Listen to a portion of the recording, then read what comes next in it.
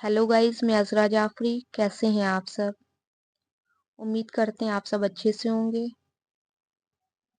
हाँ तो दोस्तों, आज की ये कहानी है एक खुदगर्ज़ बाप और जिन्नात की। अक्सर दुनिया में इंसान को हर शय का सामना करना पड़ता है, क्योंकि ऊपर वाले ने हर चीज़ को दुनिया के लिए ही बनाया है और हर एक को बेहतरीन ताकत भी दी है। हाँ, इतना ज़रूर कहा जा सकता है कि इंसान को एक बेहतरीन मखलूक की शक्ल में ऊपर वाले ने बनाया है। खूबसूरत जिस्म के साथ समझ और अक्ल भी दी है, जिससे हर ताकत का सामना किया जा सकता है। कोशिश करें तो सच्चे, साफ और नेक इरादे के लिए तो कामयाबी ज़रूर मिलती है। हाँ तो दोस्तों, ये कहानी है जिन्नात की। जैसे कि मैंने आपको शुरू में बताया था कि ऊपर वाले ने दुनिया में हर चीज़ बनाई है। जिन्नात कई तरह के होते हैं, शक्ल में होते हैं। उनकी बेहतरीन खासियत ये है कि वो किसी भी रूप में आ जाते हैं। इस कहानी में भी कुछ ऐसा ही हुआ था। तो दोस्तों, इस कहानी को शुरू करते हैं। इसी के साथ हमारे चैनल को लाइक, शेयर एंड सब्सक्राइब कर दिएगा और कमेंट में बताइएगा कहानी कैसी लगी। आइए इस कहानी को शुरू करते हैं। साल 2010 में ये हादसा हुआ था शाहजहानपुर में। सालिम अपने पूरे परिवार के साथ रहा करता था। उसके परिवार में कुल 9 लोग थे, 4 बेटियां, 3 बेटे और खुद मियाँ बीवी। सालिम सब्जी का ठेला लगाया करता था। ठीक ठाक गुजारा हो ही जाता था उससे। उसके 3 बेटों में सबसे बड़ा बेटा बहुत खूबसूरत था। उसका नाम साद था और बहुत मेहनती भी था।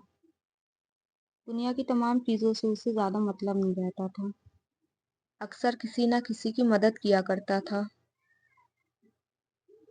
एक दिन वो घर के बाहर रास्ते से गुजर रहा था। घर में काफ़ी टाइम से पैसों को लेकर दिक्कत थी। साद ने सोचा कि बाजार की तरफ जाकर कोई काम देखते हैं। बाजार की तरफ जाने वाले रास्ते में काफ़ी भीड़ होती थी, तो साद ने सोचा कि चलो दूसरे रास्ते से चलते हैं। तभी साद को उसके वालिद आते हुए दिखाई दिए। उन्होंने साद के कंधे पे हाथ रखा और कहने लगे, चलो बेटा यहाँ से। यहाँ क्या कर रहे हो? इधर आना ठीक नहीं है। इधर तो जिन्नातों का बसेरा है। हमें लगता है अभी भी हमारे पीछे कोई है। चलो यहाँ से फौरन। साद को कुछ अजीब सा लगा। घर आकर उसने अपने वालिद से कहा कि घर के हालात दिन ब दिन बिगड़ते जा रहे हैं, कुछ तो सोचना होगा। तो उसके वालिद ने धीमी आवाज में कहा, बेटा परेशान क्यों होते हो? मैं तुम्हारा बाप सब ठीक कर दूंगा। साद को अपने वालिद की बातों में कुछ अजीब सी बेचैनी महसूस हुई।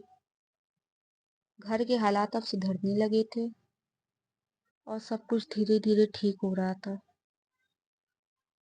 हाँ, लेकिन साद की तबीयत में अब अजीब सा बदलाव आने लगा था। ठीक 2 साल के बाद साद की तबीयत खराब होने लगती है।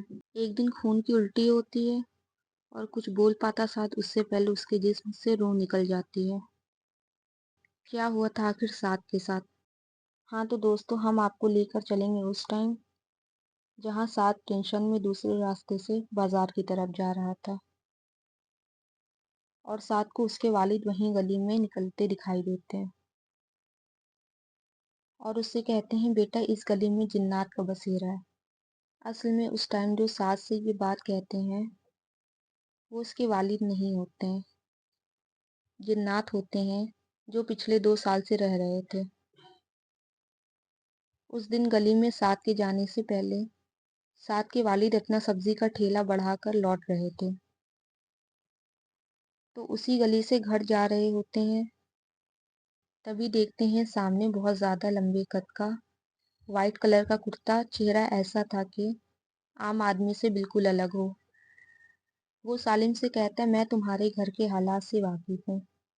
वादा करता हूँ तुमसे, मैं घर के हालात ठीक कर दूंगा, लेकिन तुम्हें एक कुर्बानी देनी पड़ेगी। अपने बड़े बेटे को मुझे दे दो। मैं उसे अपनी दुनिया में ले जाऊंगा और तुम्हारी हर परेशानी दूर कर दूंगा। सालिम थोड़ा लालची था। उसने कहा, क्या करना होगा हमें? اور گھر کے حالات کب تک ٹھیک ہو جائیں گے؟ جنات سالم سے کہتے ہیں میں تمہارے گھر کے ایک کمرے میں رہوں گا اور ہر روز صبح تمہارے پاس روز 2 سکے سونے کے تم کو ملیں گے، اور ٹھیک 2 سال کے بعد میں تمہارے بیٹے کو لے جاؤں گا۔ ٹھیک ویسے ہی ہوتا ہے 2 سال کے بعد۔ اب ساتھ دنیا سے جا چکا تھا۔ تو دوستو یہ تھی ہماری آج کی کہانی۔ بہت افسوس کی بات ہے، لالچ انسان کو اس حد تک گرا سکتی ہے کہ سالم نے اپنی ہی بیٹی کی جان لے لی۔